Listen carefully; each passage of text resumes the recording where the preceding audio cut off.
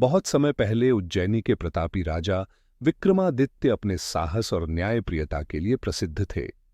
एक रात जब पूरा महल गहरी नींद में था, एक अज्ञात तांत्रिक ने राजा के दरबार में प्रवेश किया। तांत्रिक ने भविष्यवाणी की कि विक्रम को अमृतत्व का रहस्य जानने के लिए एक भूतिया जंगल की यात्रा करनी होगी। राजा विक्रम ने साहसिक यात्रा के लिए अपनी तलवार और अमूल्य रत्नों से जड़ा कवच पहन लिया।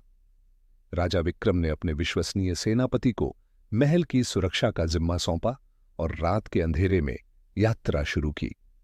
जंगल के पास पहुंचते ही विक्रम को ठंडी हवाओं और अजीब अजीब आवाजों ने घेर लिया। जंगल में चलते हुए उन्होंने देखा कि पेड़ों की शाखाएं जैसे उनके रास्ते में आने की कोशिश कर रही थीं। थोड़ी दूर पर उन्हें एक पुराना और टूटा हुआ शिव मंदिर दिखाई दिया। गुफा के पास पहुंचते ही उन्होंने एक अजीब सी शक्ति महसूस की, जैसे कोई उन्हें अंदर बुला रहा हो। गुफा के अंदर पहुंचते ही उन्होंने देखा कि वहां एक प्राचीन ग्रंथ रखा हुआ था। ग्रंथ को छूते ही एक गहरी आवाज गूंज उठी, जो इसे पढ़ेगा वह श्राप से मुक्त नहीं हो सकेगा। राजा विक्रम ने हिम्मत दिखाते हुए ग्रंथ को उठाया और पढ़ना शुरू किया। जैसे ही उन्होंने पहला पन्ना पलटा, पूरी गुफा कांपने लगी और एक डरावनी आंधी उठ गई। गुफा के बीचों बीच एक काले धुएं से घिरा हुआ आकृति प्रकट हुआ। मैं काल भैरव हूं, वह आकृति बोली। तुमने इस ग्रंथ को छूकर मेरे श्राप को जागृत कर दिया है। विक्रम ने पूछा, यह श्राप क्या है और मुझे इससे मुक्त होने के लिए क्या करना होगा? काल भैरव ने कहा, तुम्हें इस जंगल में छिपे 7 रहस्यमयी रत्नों को खोजकर मुझे लाना होगा। लेकिन याद रखना, काल भैरव ने चेतावनी दी, हर रत्न के पीछे एक भयानक रहस्य छिपा है। विक्रम ने स्वीकृति में सिर हिलाया और रत्नों की खोज में जंगल की गहराई में प्रवेश किया। जंगल में चलते हुए विक्रम को एक पुराना और विशाल बरगद का पेड़ दिखाई दिया, जिसकी जड़ें हवा में लटक रही थीं। बरगद के पेड़ के पास पहुंचते ही विक्रम को पेड़ के चारों ओर एक रहस्यमयी ऊर्जा महसूस हुई। अचानक पेड़ के जड़ों से एक विशाल नाग प्रकट हुआ, जिसकी आंखें अंगारे जैसी लाल थीं। नाग ने कहा, मैं इस पेड़ का रक्षक हूं। यदि तुम पहला रत्न चाहते हो तो मुझे पराजित करना होगा। विक्रम ने अपनी तलवार से नाग पर वार किया, लेकिन उसका हर वार नाग की फुर्ती के आगे विफल हो रहा था। अचानक विक्रम ने ध्यान दिया कि नाग के सिर के पीछे एक छोटी सी नीली मणि चमक रही थी। विक्रम ने चालाकी से अपनी तलवार को नाग के सिर के पीछे फेंका और मणि को अलग कर दिया। नाग धीरे धीरे गायब हो गया और उसके साथ ही पेड़ के जड़ों से पहला रत्न निकलकर विक्रम के सामने आ गया। रत्न को हाथ में लेते ही विक्रम ने महसूस किया कि उसकी शक्ति ने उसके भीतर एक नई ऊर्जा भर दी है। अब विक्रम को दूसरा रत्न खोजने के लिए गहरे जंगल की ओर बढ़ना था। जंगल में आगे बढ़ते हुए विक्रम को एक विशाल झरने की आवाज सुनाई दी, जो तेजी से बह रहा था। झरने के पास पहुंचकर उन्होंने देखा कि पानी के नीचे एक गुफा का प्रवेश द्वार छिपा हुआ था। विक्रम ने अपनी तलवार का इस्तेमाल करते हुए झरने के पीछे की गुफा में प्रवेश किया। गुफा के अंदर चारों ओर अंधेरा था, लेकिन दीवारों पर कुछ अजीब से चिन्ह चमक रहे थे। जैसे ही विक्रम ने चिन्हों को छुआ, गुफा की जमीन हिलने लगी और एक पत्थर का दरवाजा खुल गया। दरवाजे के पीछे एक रहस्यमयी सरोवर था, जिसमें पानी के भीतर एक चमकती हुई लाल मणि दिखाई दी। सरोवर के पानी से एक विशाल विल जल राक्षस प्रकट हुआ और उसने विक्रम को चुनौती दी।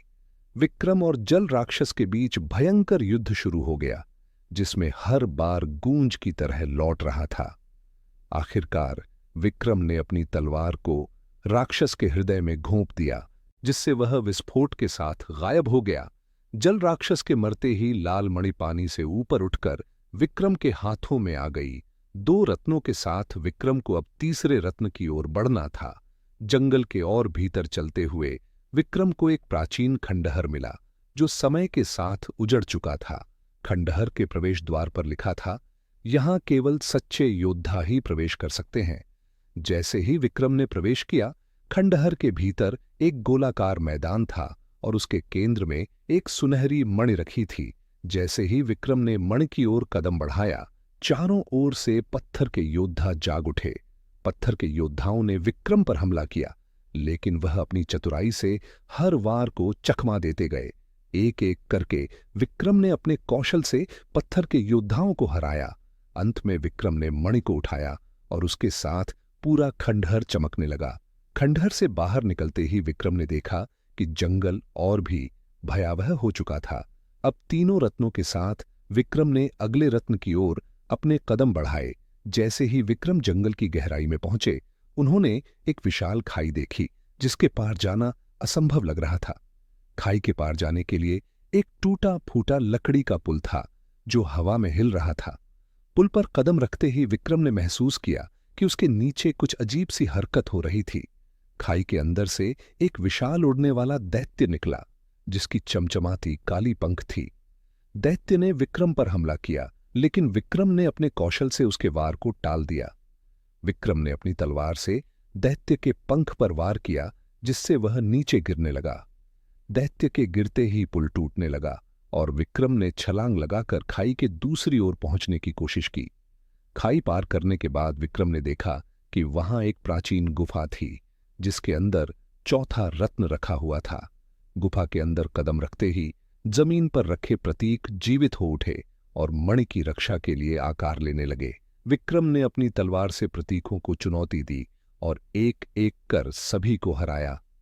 अंत में विक्रम ने चौथे रत्न को उठाया और उसकी चमक ने पूरे मंदिर को प्रकाशम कर दिया। 4 रत्नों को साथ लेकर विक्रम ने अपनी यात्रा जारी रखी, जहां एक बर्फीली पहाड़ी उनका इंतजार कर रही थी। जैसे ही वह पहाड़ की ऊंचाई पर पहुंचे, ठंडी हवाएं और तेज हो गई, जिससे आगे बढ़ना मुश्किल हो गया। पहाड़ी के शिखर पर एक चमकदार सफेद रत्न एक क्रिस्टल की गुफा के भीतर रखा हुआ था। जैसे ही विक्रम ने मणि के पास जाने की कोशिश की, बर्फ का एक विशालकाय राक्षस प्रकट हुआ। राक्षस ने अपनी बर्फीली ताकत से हमला किया, लेकिन विक्रम ने उसकी हर चाल को चतुराई से नाकाम किया। कई वारों के बाद विक्रम ने राक्षस के दिल पर हमला किया, जिससे वह चकनाचूर हो गया। बर्फ का राक्षस गायब होते ही विक्रम ने 5वें रत्न को उठा लिया। अब 5 रत्नों के साथ विक्रम को छठे और अंतिम रत्न की तलाश में निकलना था। जैसे ही वह पहाड़ से नीचे उतरे, उन्हें घने जंगल के बीच एक रहस्यमयी किला दिखाई दिया। किले के अंदर छठे रत्न की खोज विक्रम के साहस और बुद्धिमत्ता की सबसे कठिन परीक्षा थी। किले के प्रवेश द्वार पर विक्रम ने देखा कि वहां एक पहेली लिखी हुई थी, जिसे हल किए बिना प्रवेश असंभव था।